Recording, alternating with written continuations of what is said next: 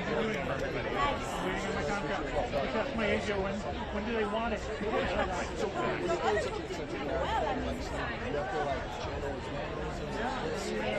Yeah. There's a lot that goes into it. I mean, for me, there's so much art that get a hold of and just kind of really dissect and figure out all the little intricacies without seeing that makes it. So that was important to me. And, I got to know it. So I got a lot of insight from it. So what do you really focus on? Going back in the 70s? Just focus on No, I was I found some absolutely.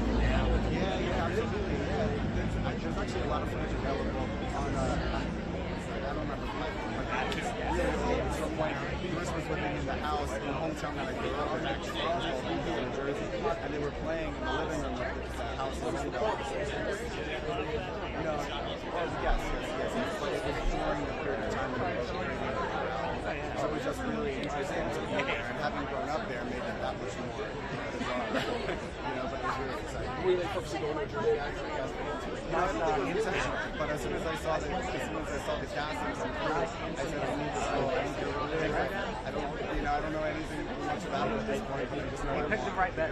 Oh yeah. So I wanted to put the decades in there.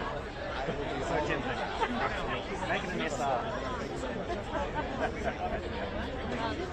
How often do you get the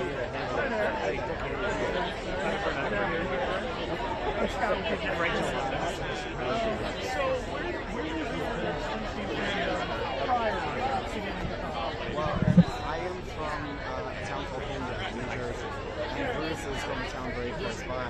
But the interesting thing about being from Homedale is that Bruce was living in a house in Homedale when he wrote the book.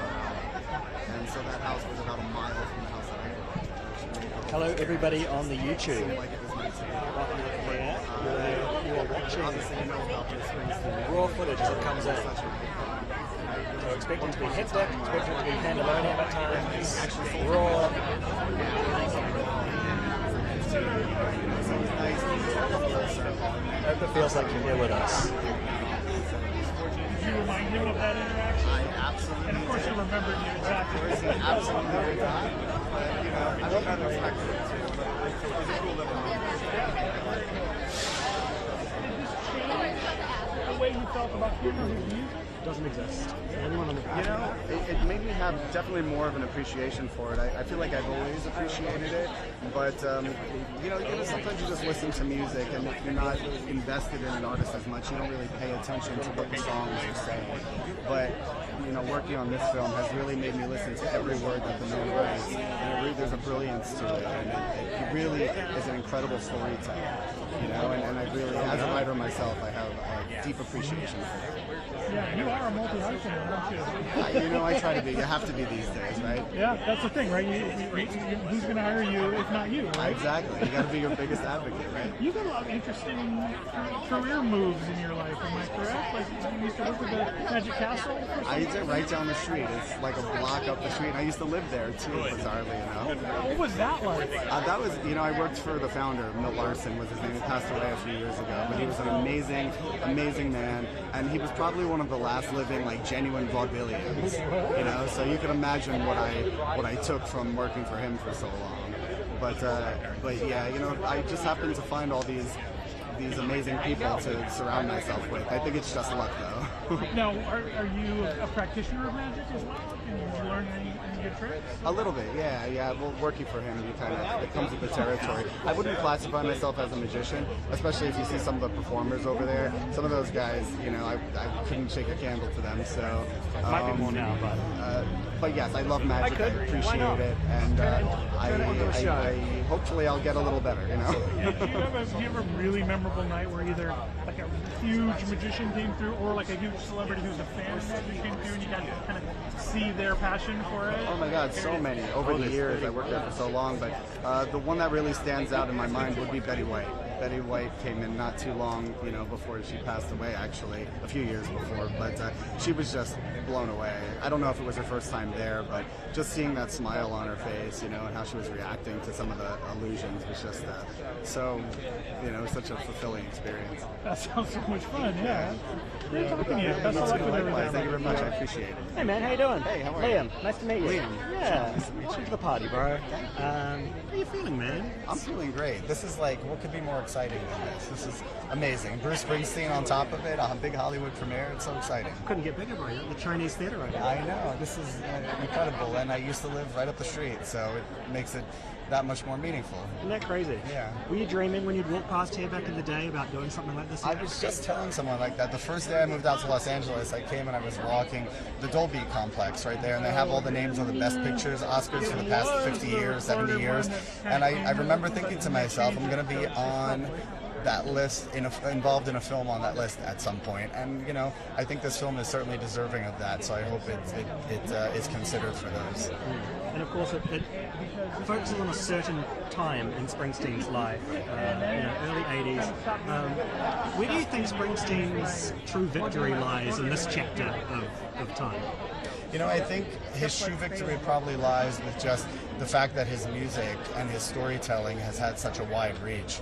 I mean, everybody is such a fan of his art and his creativity and who he is as an artist. And this movie really showcases that and it highlights it. And I think, I don't want to speak for him, but from his perspective, I would assume that it has to be fulfilling knowing that your art has reached so many people in such a positive and, incredible way.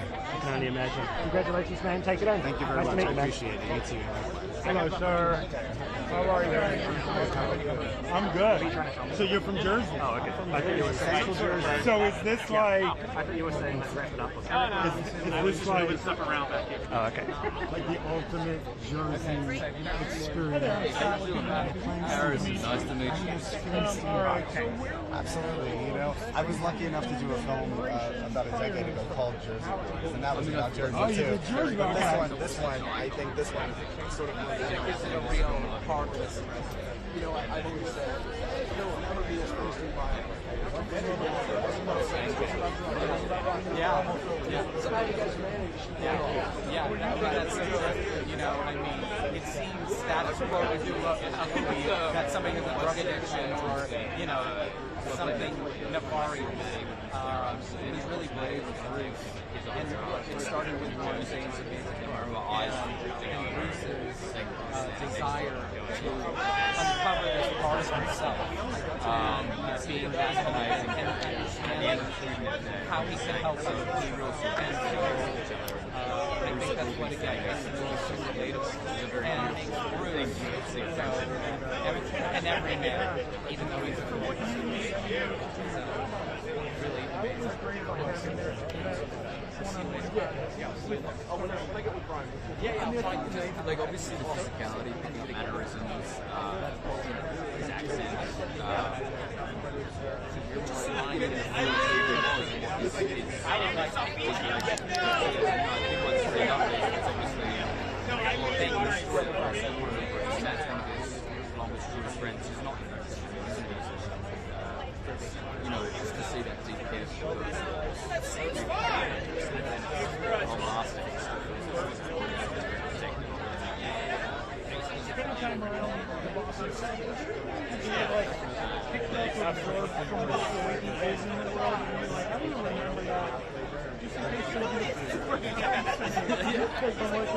I mean, I think many people would digest that. He is so genuine and true man. Like, I feel like the magic of Australia being iota at the very least of some sort of stage.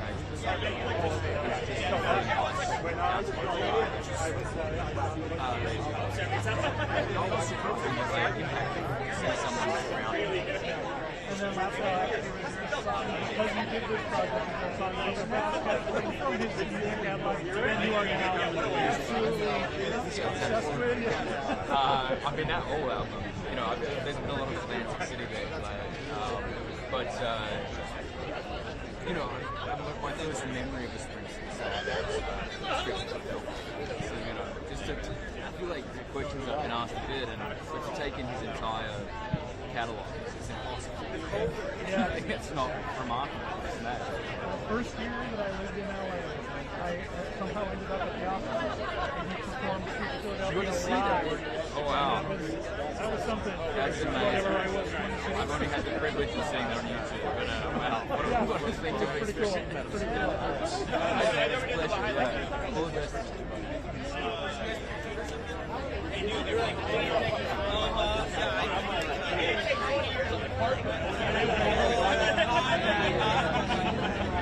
Oh, you're so perfect.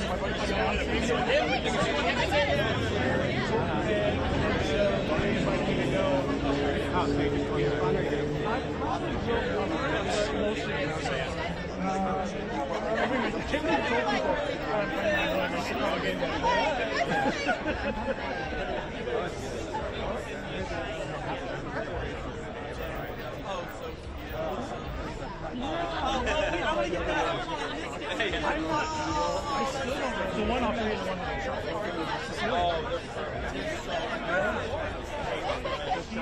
he says she's okay with it. Earlier, I don't know what I was saying. It's all good. Yeah, when you went, So tell me about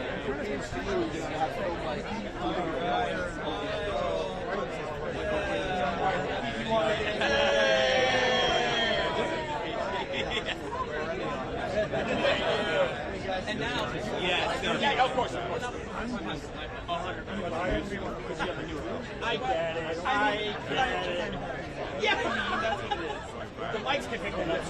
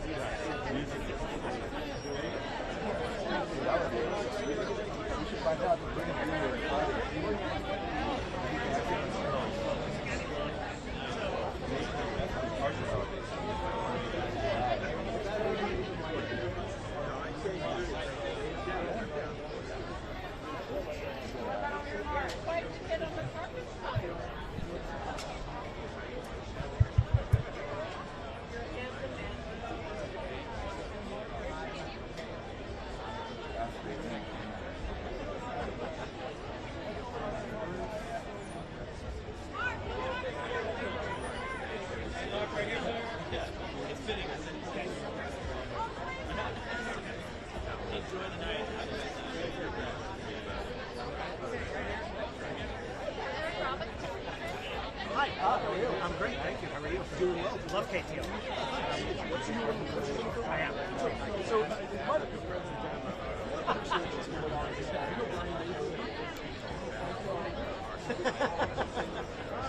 who is Brian? So I guess he's like my Springsteen city buddy. I travel all around the country. Apparently, I guess he's on Main Street. Oh, maybe he was a friend of Scott's. Scott is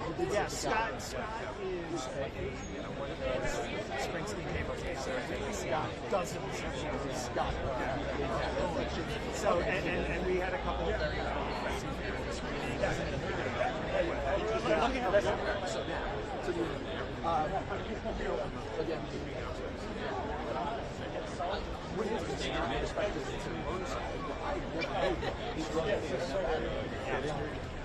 So, you know, if you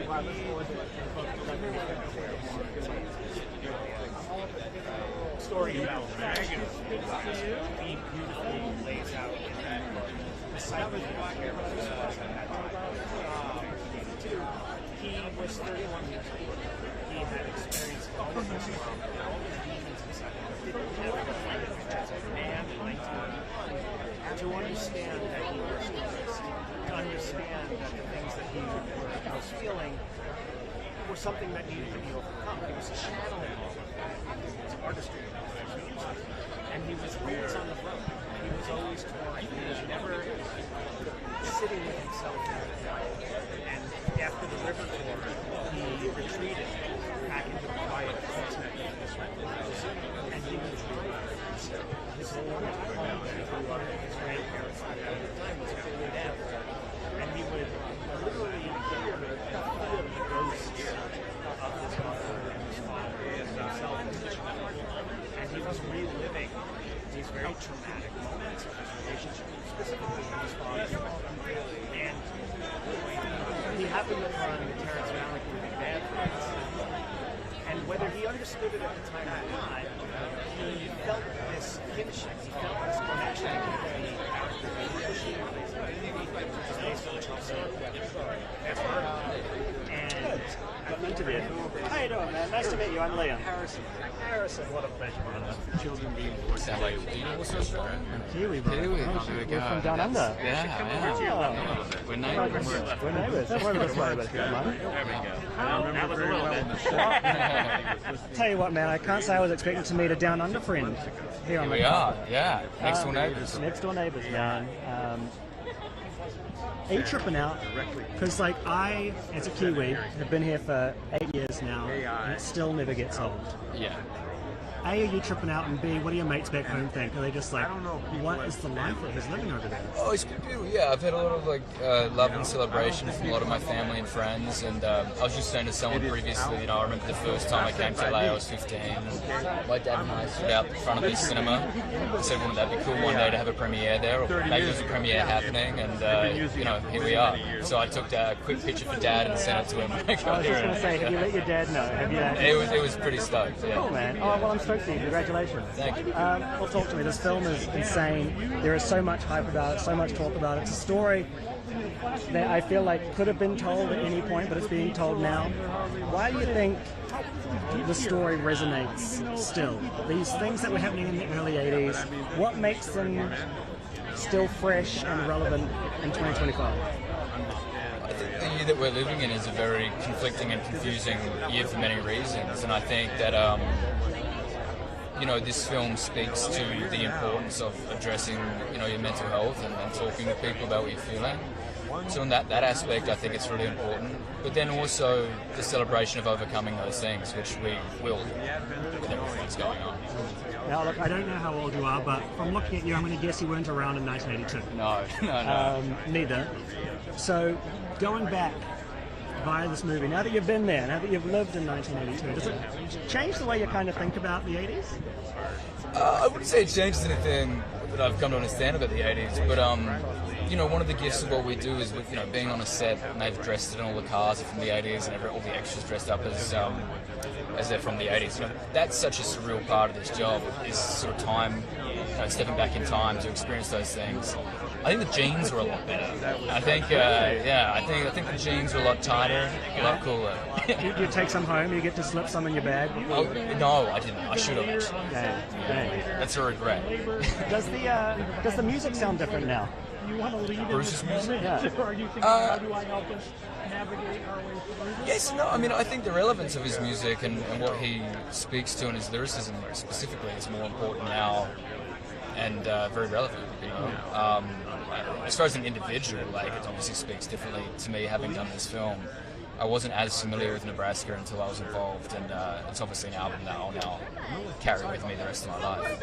So did you listen to it on set, or did you decide not to kind of keep it fresh? Like, what was the vibe? I do when I was at the gym, you know, like, I'd be playing it, going, okay, you're part of this thing, keep your focus. But yeah, you know, Matt, who I play, isn't part of the music world, and so, you know, for me it was more connecting to the friendship they have and contemplating that inner working between them and someone who has known someone before fame and after fame and is just there for them to rock. You know? Can you relate to that in any way, kind of the before fame, after fame? Like, did you notice people starting to treat you differently when you started getting into TV, film? Oh, really? Is that the Aussie then? Maybe, yeah. very It's the tall chill. poppy syndrome, right? Keep everyone very, very level. Yeah. Well, nice to meet you, man. Hey, man, it's a pleasure. Yeah. Take it all up. Thank you.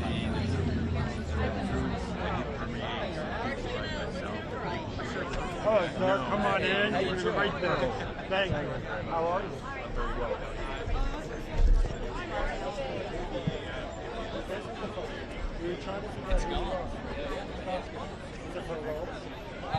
No, honestly, it's just, it was so hot in New York this summer where I lived, I was like, I'm going to start shaving this off. It all makes sense. Pretty heavy gas. I do like what you're doing Around the I'm music. here to take up the ball. So you're doing it. I figured out it's a very what the life of the artist is being an artist.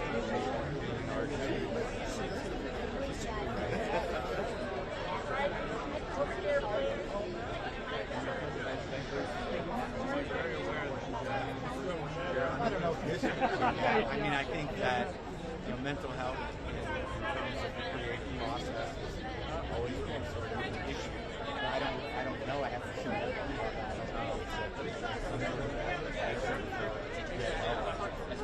But I mean, knowing that and then obviously playing.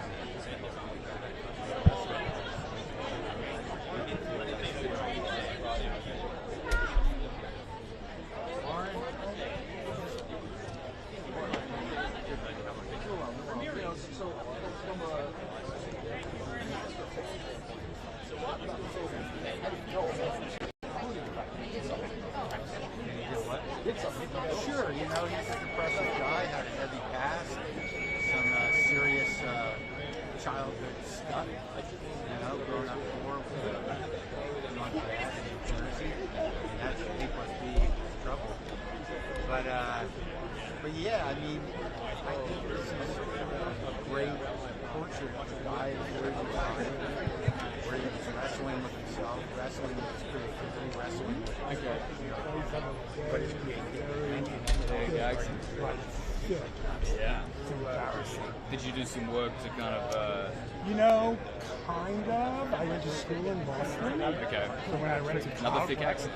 right. So when I went to college in Boston, I was like, I'm embarrassed.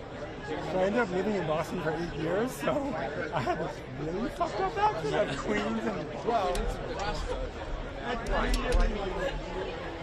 My character, the engineer, you got a guy like Bruce who's got a lot of people believe in him, a lot of loyal people that work with him to kind of manifest his vision.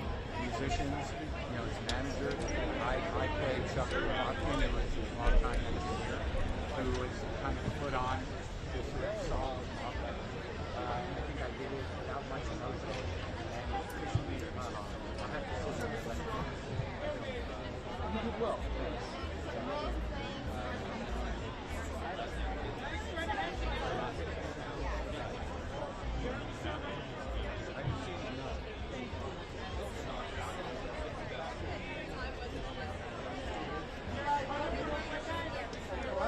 Around when we shot it. Yeah, I interviewed him once years ago. He's kind of a successful guy.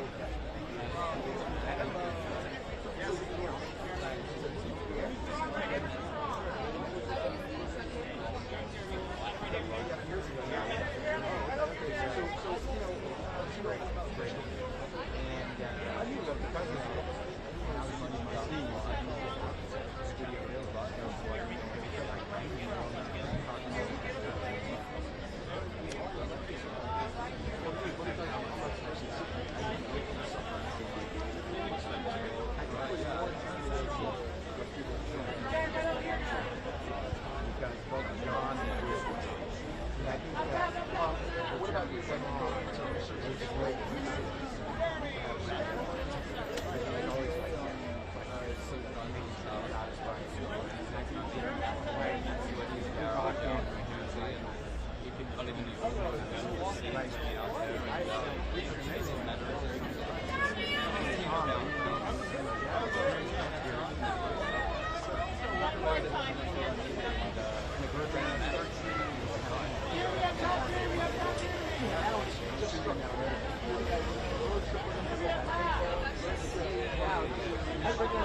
That's why. That's awesome. Okay, now I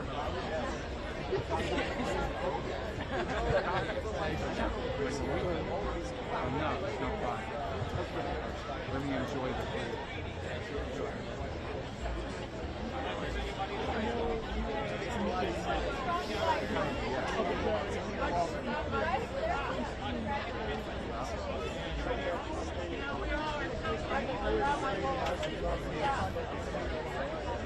Well, between me and you, Warren Zane, the guy who wrote that book, I remember him when I was in college in Boston.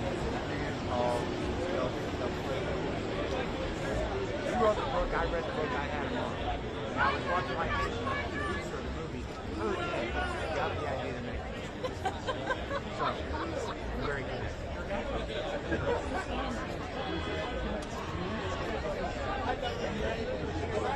It's great. You know, I interviewed him years ago at his house, so we kind of knew each other in question.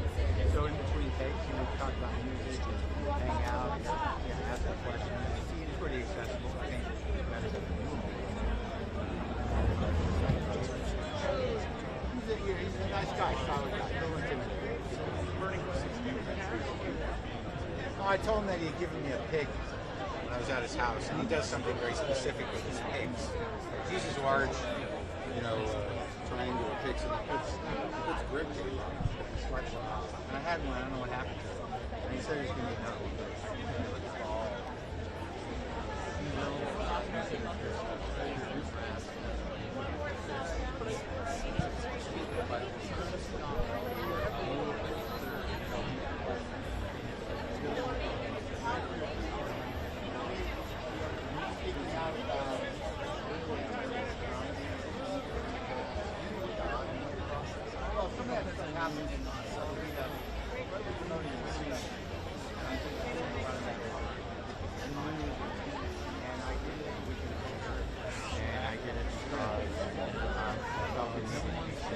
But the truth of the matter is, like with the reality one in particular, I was a joke. And whatever's on my special goes to joke. So if they're going to make that much impact, it seems like some people have to think it, right? No, I mean, like really didn't take offense to it. I mean, I think that there was some rumblings on there, but look, with reality, joke kind of liar.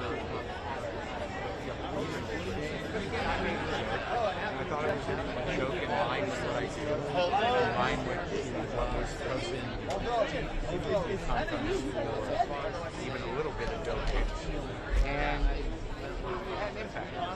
But in terms of comics who have tried to kind of justify why they were there, those who chose to, say what you got to say. I mean, what are they going to be mad at me? They get it. Favorite Bruce Springsteen song? Favorite Bruce Springsteen song to play?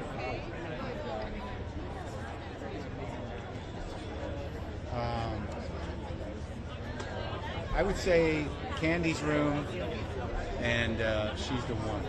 How's retirement going for you, podcast-wise? My what? How's retirement, podcast-wise, going for you? My what? My what? Are you done?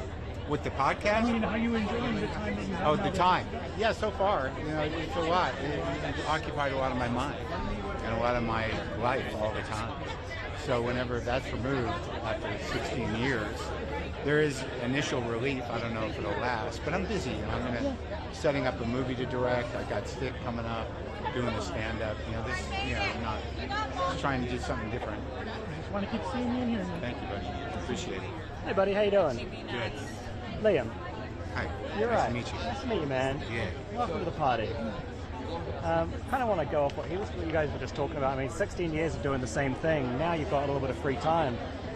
Do you find that, between Stick and between, doing your voice work and between this, that you've been able to kind of be more selective with what you do now? Like, has your intention towards your projects changed post? I don't do anything I don't want to do.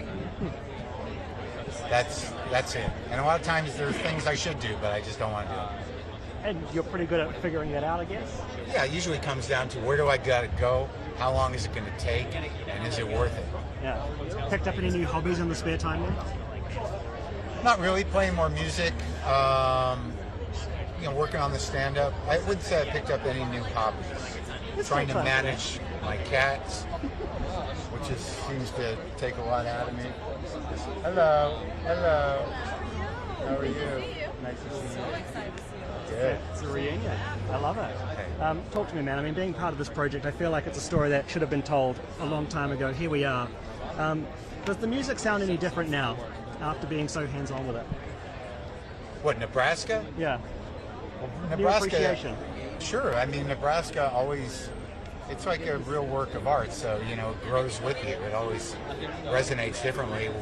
As you get older, there's a depth to it. So I think good music also has the power to connect you to the past. But if it's really good, it kind of grows with you. Yeah. I mean, it's been that album that's been in people's lives since the moment it came out. When you're on set and you're doing this, do you kind of think, okay, maybe I should put it on hold and not listen to it to kind of keep it fresh when I'm on set, or were you listening to it? No, I didn't have to. It wasn't, I didn't, no. I was doing the job of being the guy on the board. Whether I listened to it or not wasn't going to make that big of a difference. But I did listen to it, when I was flying into work. Do you think the recording engineer and the producer's job is kind of underrated? People don't talk about it enough in terms of how important they are in a final album I production. generally think people within music talk pretty highly of producers and engineers. I think that certain engineers have a mythic reputation, but I do think it is within music and music nerd culture. I don't think the general public cares. Well, they should. Sure. They should, and hopefully they get to see it on there. Around the time my whole band was in People magazine. Mark, how are you? We were playing in Greensboro, North Carolina, at a club called Rhinoceros. Bruce Springsteen walked into our dressing room and jumped No off. way. K-pops and So like that all was the in the things. midst of You guys have been the great to us. USA tour. It was probably So I had a from couple interactions. Born to Come Run. back That 40 came out in years later. West Coast, uh, music As a girl Music's my all.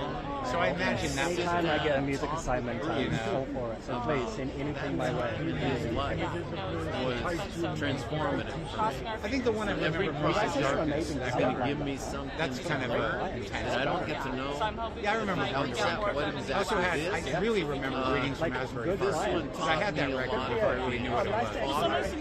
That's great. Enjoy tonight. Not that one, but I remember playing The River a lot. In a relationship. And the E Street Shuffle. That was the looking second honestly one, I at think. my family I don't know, the Wild without Innocent, the E blame. Street Shuffle.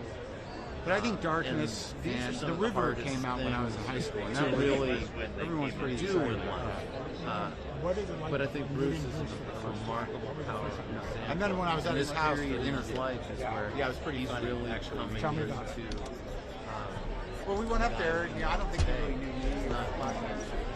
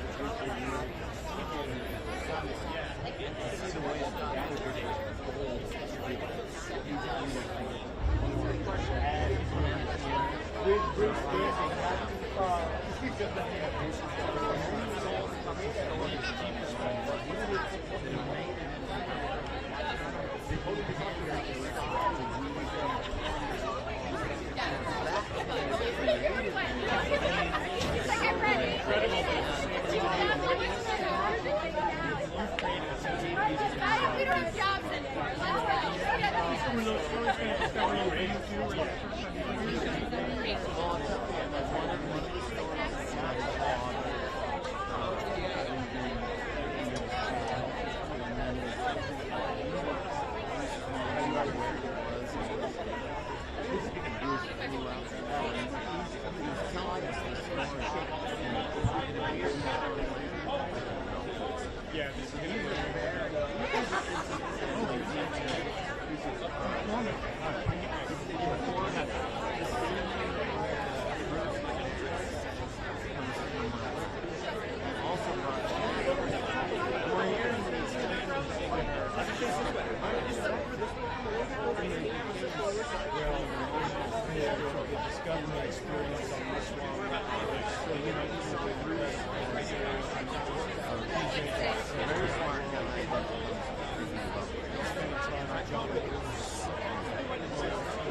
Giving us these narrative details.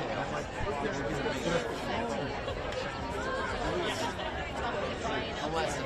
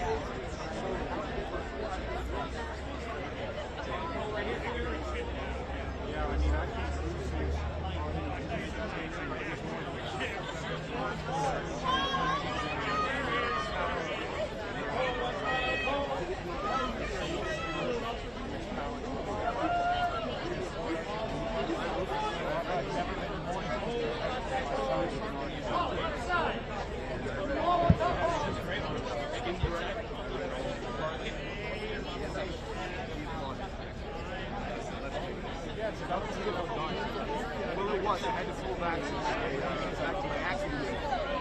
Bruce is such an icon. It's incredible. It's such a hero. You think of him as so on the icons. But actually, it's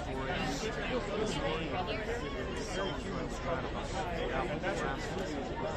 It's about his struggle with his own search for authenticity. How to find I only want to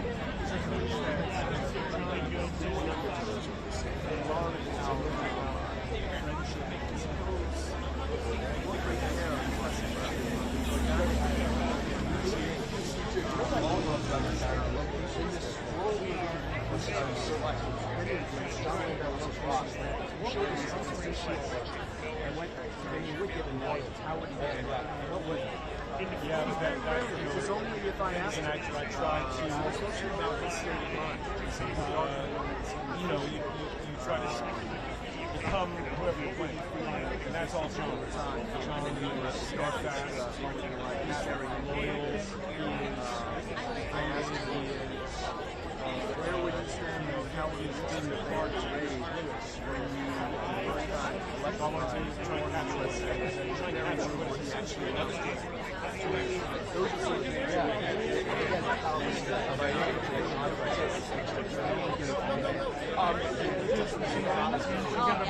She got a bump upstairs, so she's been even more busy.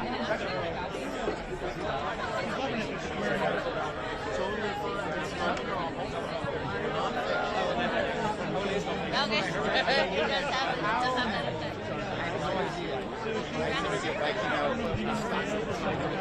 They're both kind of like a while.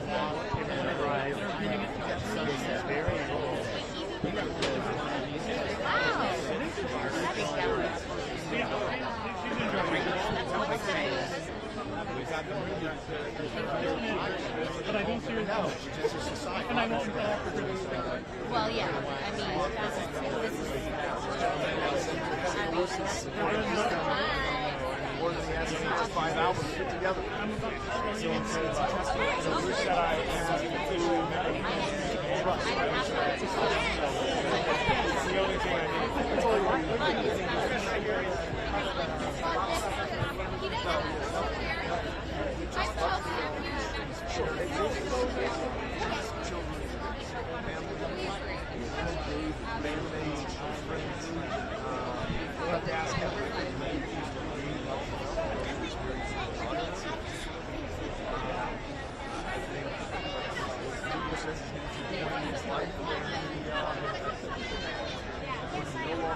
Cares about anything but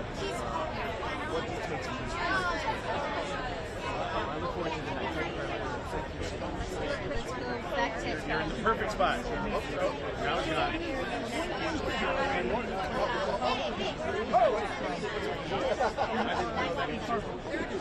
Yeah.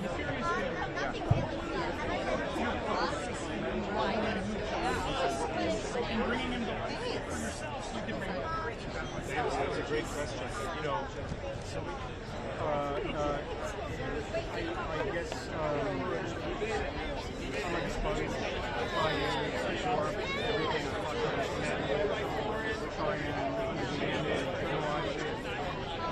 It was, in this case, you know, had to be sort of part investigative reporter, detective, because there's not a wealth of stuff out there about generations.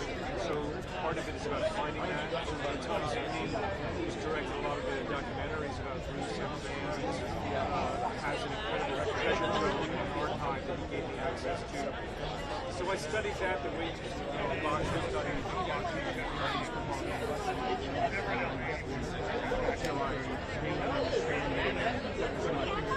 And then I spent a great deal of time with John. I spent time with John on tour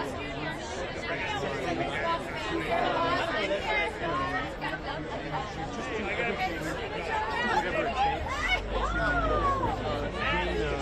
to gain an understanding of who that is. When you're spending a great deal of time with somebody, are there comedic moments where you're like, I don't need to be doing this point of view, but let's just have something? You know, I think that's almost like the final stage. There's a long preparation before I feel ready to enter into and cross that Rubicon. But certainly those first moments when, you know, I go to set as John. Good. John. So, I got to. Where's your sunglasses? So, where's your sunglasses? I saw them. Muster up.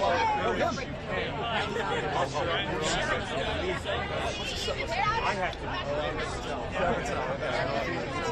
be touching you.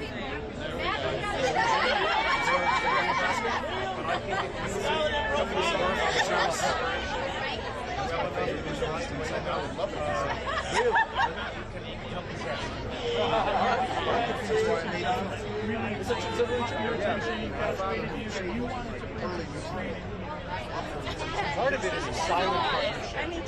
A lot goes unspoken under the surface of the guys. Actually, they are deeply connected. Just watching them, observing the subtext between them. They have a ritual before every concert, and a ritual after every concert. Watching that, understanding this, you know, Bruce writes about this Lewis and Clark, Jonathan Clark, this is so, you know, Bruce is facing the world, John is behind him. The other thing was the architect from a joking standpoint, like I always felt that they'd never make I think ever since John famously wrote in 1974, I've seen rock and roll's future, and it's named here Springsteen. They adore being in Odessa.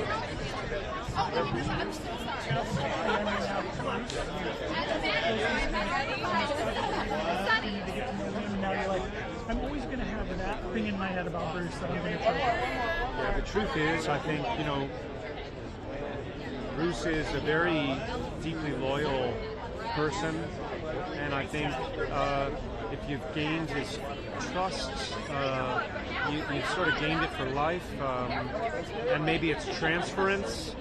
I feel a deep sense of devotion and protectiveness of him, even, and tenderness towards him.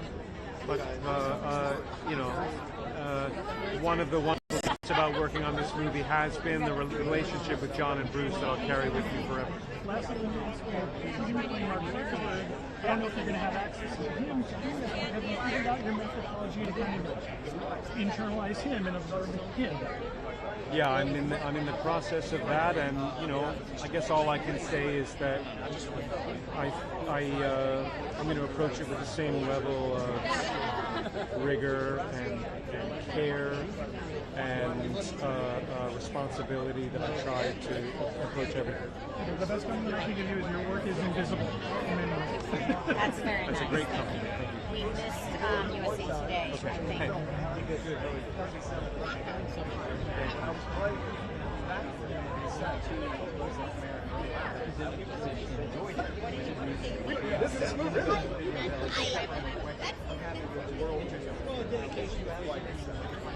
think. You know, I mean, millions of them do. Usually it would have to do with whatever And then we'll come back to you. Hello. Hello. Liam, how you doing? Congratulations. You've been doing press runs left, right and centre. It's about to be in the world's hands. When you were shooting, what was the pinch me moment? Was it, shooting Born in the USA? Was it shooting Born to Run? What was it for you? No, it was the quiet moments of recording in Nebraska, in a bedroom, of a rental home in Cold Snake, New Jersey, where Bruce is doing this by himself, doing this kind of deep excavation work, digging down deep where it hurts the most to tell his most personal and enduring story. And out of that came, I think, one of the best albums of the last 50 years. How did filming at the Stone Pony enhance the experience for you, being in that place, and what were the elements, I guess, of the live performance that needed to be there, that was so crucial? Well, you can't make a film about Bruce Springsteen and not shoot at the Stone Pony, because he's made that little club iconic.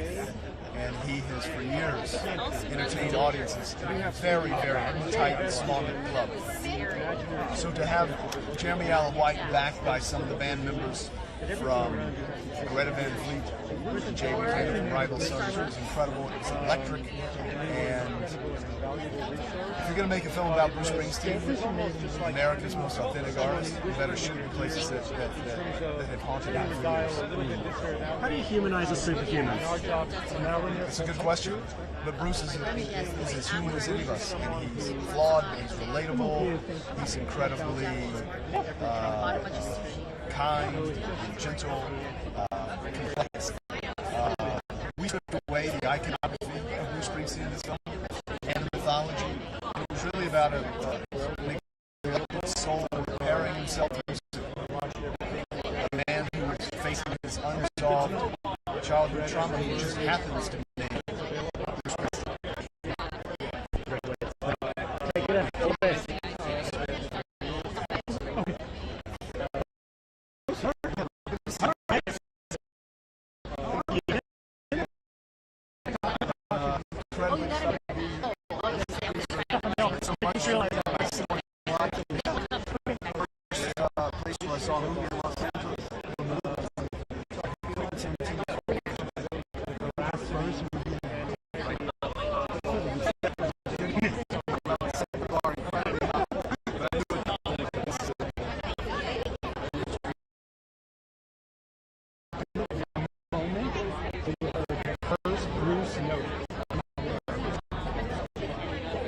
Hi. Hey. Hey, how you doing? Good. Nice to meet you, man. Congratulations. Landau is like a Buddha in this film. He's so calm. He's so supportive of Bruce. I know they were both on set. Is their dynamic the same when you see them now? Yeah, it is actually. I mean, it's not. They've gone through many incarnations. In 1982, they were, I think, the love story between them was, in a way, at its apotheosis, you know. But there is a tremendous amount of tenderness and love between the two of them, and a deep understanding that is a kind of invisible bond that connects them. When you're researching for something like this, I mean, obviously, you know, you get to meet the guy, you get to see who he is, you get to watch his mannerisms in person. How do you go about making sure that your portrayal is Landau in '82 and not Landau that you know in 2025? I studied a lot of archival footage that Tom Zimney shared with me, so that I knew it was John Landau in 1982. I take it really seriously. It's really important to me to render, when it's a real person, try and embody them with as much truthfulness and accuracy as I possibly can. Is there another chapter? But he is like a Buddha, he's like there's something, I think of it sometimes like John is this benevolent battleship that is just protecting the little dinghy that Bruce is in with his creative impulse and his truth. And John has just been steadfast and devoted to him, and it's one of the great stories in music of all time. Do you have a John Landau? I've got a composite of many John Landaus without whom I wouldn't be here today. What's it like playing someone, trying to manage an artist, but the artist is actively trying to defeat the success that the manager... What's that like? Well, the good news is that John was never chasing success. I think the reason that they've been together for so long is that their North Star is shared, what they're searching for, which is a kind of veracity and truth and depth and greatness rather than success, which can be a specious thing. I think John understood that this is where this artist needed to go at this time. And John's number one priority was Bruce, the friend, Bruce the man, rather than Bruce the musician, rather than the commercial imperatives. John saw his role as to fertilize the ground and then step away. And so John is like a great parent or a great therapist, creates a container that is able to contain the individual, to have free expression, and to coax out and engender that expression and for it to flourish. But he himself, in a way, is the invisible steady hand. That's what I tried to capture in the movie. Oh, and you did. Congratulations. Take it up. But I got to talk to you. Oh, black today, huh? No color. I was expecting some color. That channeling Bruce and John, and that's also my favorite snack, midnight snack in the but just time be on the set and have Bruce eating a peanut butter and jelly. Very good photo of you. Mine Very creative. Having that very good. I know. Tell me about the moment you heard first Bruce note. Yes. Chills. That experience. Well, look, you get so much from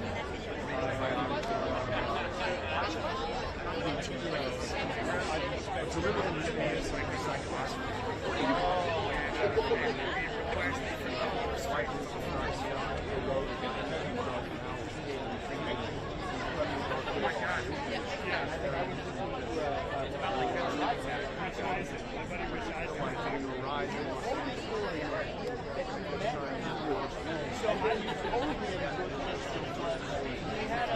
He had a home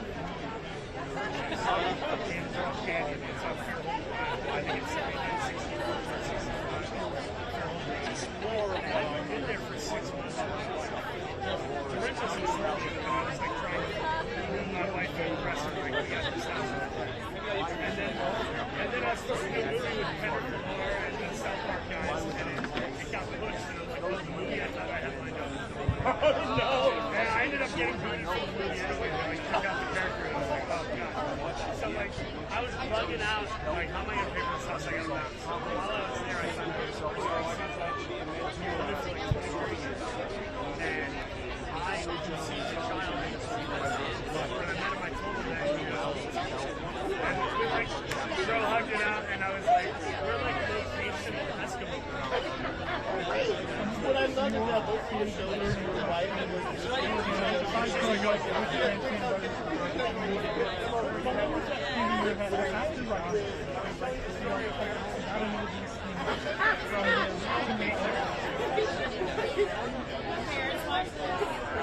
don't understand.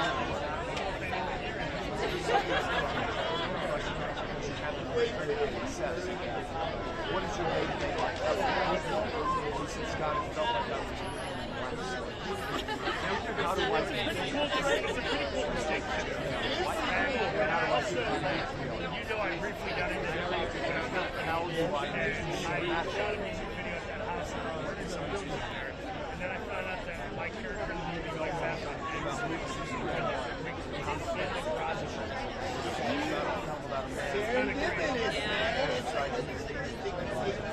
It's hard to be an atheist.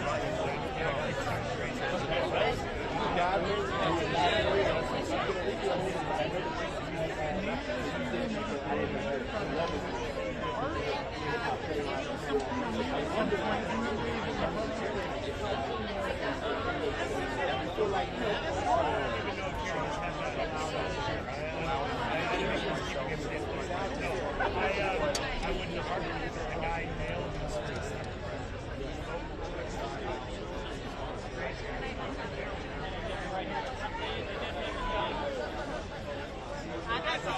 Big flyover with him right here.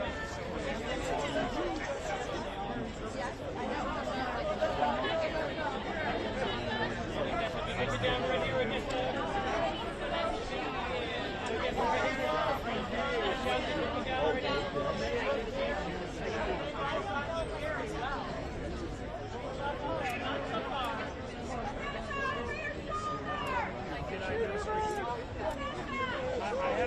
I was a massive psychotic fan, and I think my wife and I were talking about this last time. When you think of glory days, barbecues and being out on your friend's patio, or driving with your friends in high school down the road at night. He is the soundtrack to so much of our lives. That instead of kind of going the easy route of the Wikipedia page Miles story, they're telling more of an intimate story here of, you know, things I wasn't aware of that he lived with depression for a while. Dealing with past conflicts. We can all relate to that much more than we can relate to being Roxy, right? So it's a cool way to tell the story, and I'm really proud of it. No, the Bruce Springsteen much like that doesn't like I mean, he likes to take on another, but I didn't sit in any airplane. Bruce Springsteen, you can listen to it and have to quickly turn it off. Looked at both of those, nothing like a live track. You want connections. And then that's like an hour in. She was in Video Village. I was on set, and they're like, "You know that's Jeremy on the wire, right?" And I was like, "Oh, like he did a track over the book." And they're like, "That's just Jeremy." And I was like, "Oh my God, I had no idea. He's just absolutely born."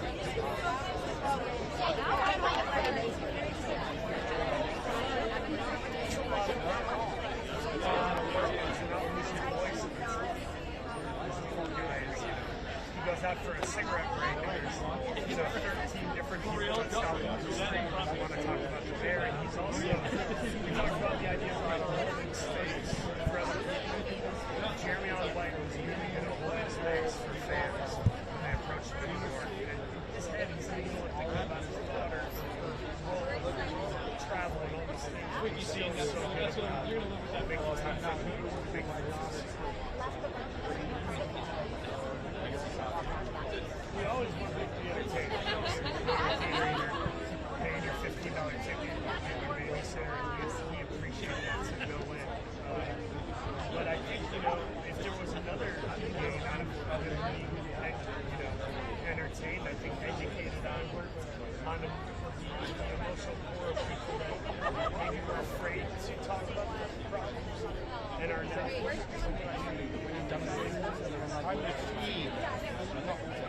Yeah. It's more like a serenity. You know, at a certain point, you've done enough work, you surrender and I felt like you're trying to create a sense of belief for yourself. And ultimately, when you reach a certain saturation point, you're there.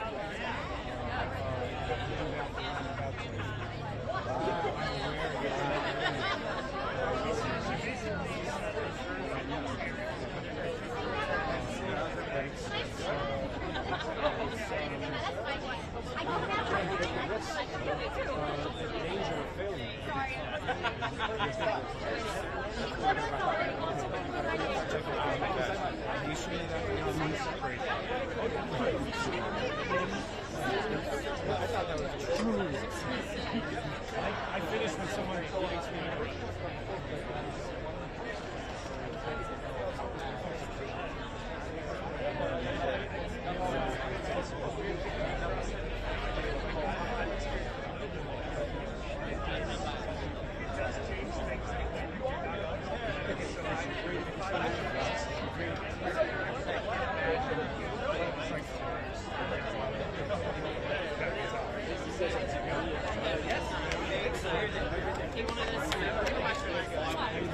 I wanted to wait for Chinese theater. There's something very special about, I did that movie, Rich I did a few years back. We had the premiere at AFI Fest at the theater here, so I wanted to have that moment again. Congrats. Oh, like you already have. You provide lighthearted moments. I've been hearing that a lot lately. Fantastic Four, everybody's like, man, everybody laughed really hard here. 2 scenes in Fantastic Four, and I'm like, hey Disney, give me some more scenes, you know? That's good, that's good. You know, I always thought that there would never be a biopic. It's typical rock star life, like such rock and roll. Yet they chose to take a certain era of works. Yeah, I think that's more. I would almost rather have a way more. Yeah, the idea of what somebody's inner struggle was while we all kind of saw their outer success. And yeah, I think people will be really entertained by it, but also hopefully educated and having to sort of advocate for yourself and make a stand and address things in your life and get help. I think for men it's harder for us. We're supposed to be G.I. Joe, but most of us are kind of like $10 within a bare private area that doesn't make any sense to us. My final question is, I heard you say you love Springsteen's house out of your album. I rented Springsteen's old house for 6 months on Fairwell Drive. Was that the house in the film? Yeah. The one he moves into in the At the end, yeah. So we lived there. We can see the child in his old bedroom, which we told him, and he goes, I should see the child in that room. We're a locational estimate after here. Did you know this story, Joe? Was that what got you in the That was white wine. No, I'm going to stop before I need to be cut off. Good to talk to you. Thank you. So you're here on the Yeah, that's fine. Just for that. What is the holdup on the order to subterranean? That's exactly 100% true. And I've been in the trenches for how many minutes? How many years? So I have to really Yeah, I mean, I live down the street. Otherwise, That's on you. The Hollywood Boulevard. And I slept on an air mattress. I slept on my floor. By the way, it's actually really good to we're going to take a long time.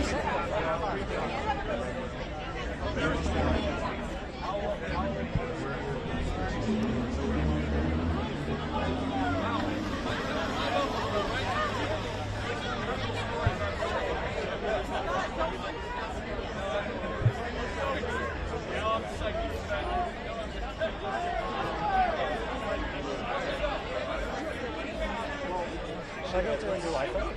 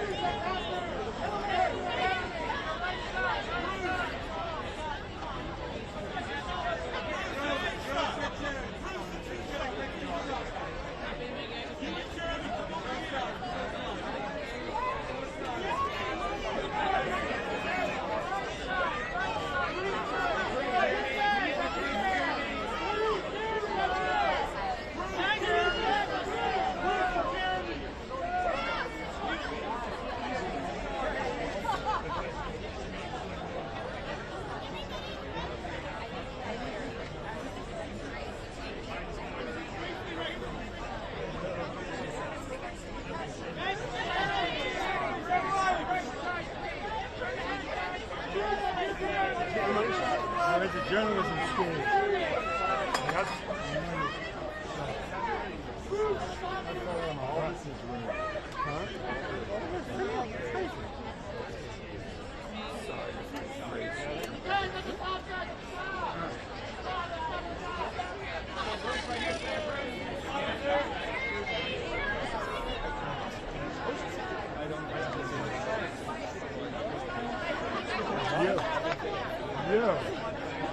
I'm here. Gosh. What's up? Hold on one second. Get me out of the way. You got the important people for this. You're important. Let me get those I've been waiting the for you. 15 Jeremys.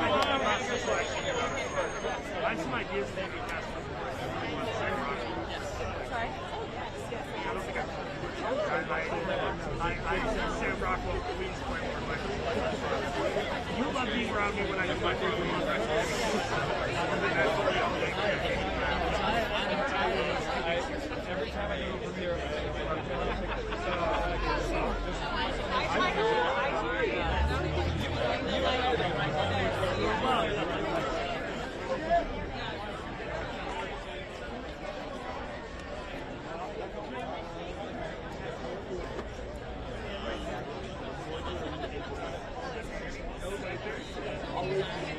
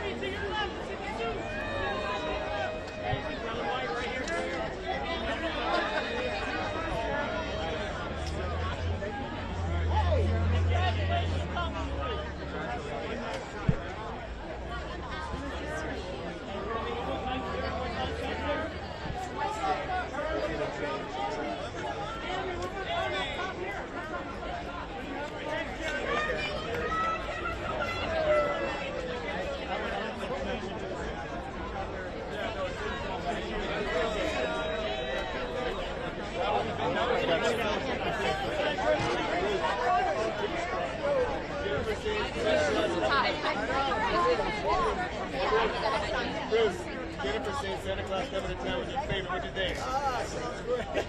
Bruce, how many times have you seen it? Bruce, why was Jeremy the perfect guy to play you? Tonight it's the film based off of right there. Jeremy! Jeremy Allen White! Jeremy Allen White! How are you? Good, I'm good. You're gonna go inside. See you later. We're at the Springsteen Okay. premiere coming up next. I like this. When you act, I like it. Okay. All right. See you later. Yeah.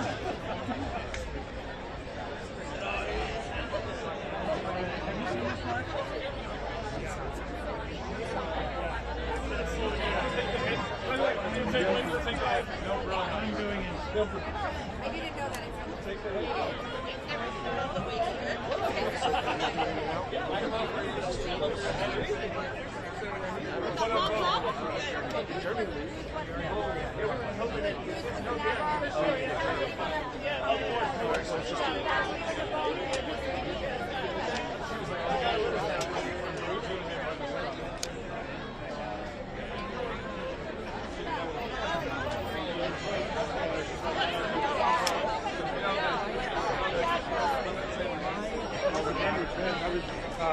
Edward James almost. I was Edward James almost, not Benny. Yeah, I was. Were we just done? No. Edward James almost. Did you ask me about the taco?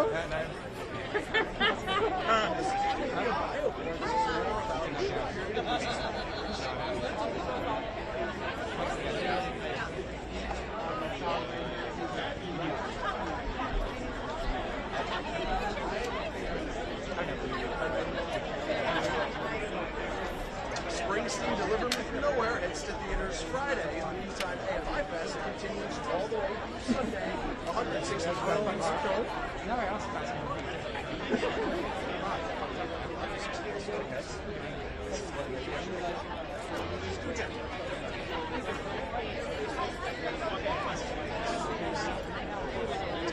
Springsteen, Deliver Me From Nowhere heads to theaters Friday. In the meantime, AFI Fest continues all the way to Sunday. 160 plus films in 5 days. For more information, just visit AFI.com. Came from Hollywood. I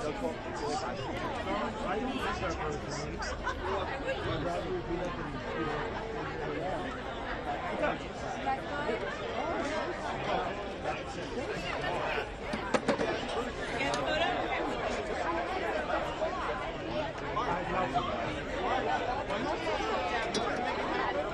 Stop putting that pressure on me. I'm not good. I got my Kim Kardashian. I'm good for the week.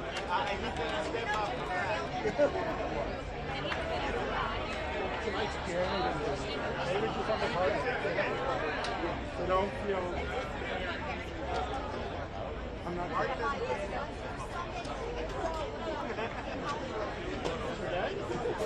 That's it. Well done. Should I let AP Lives know we're done? Yeah, I don't know we're done and we're coming down.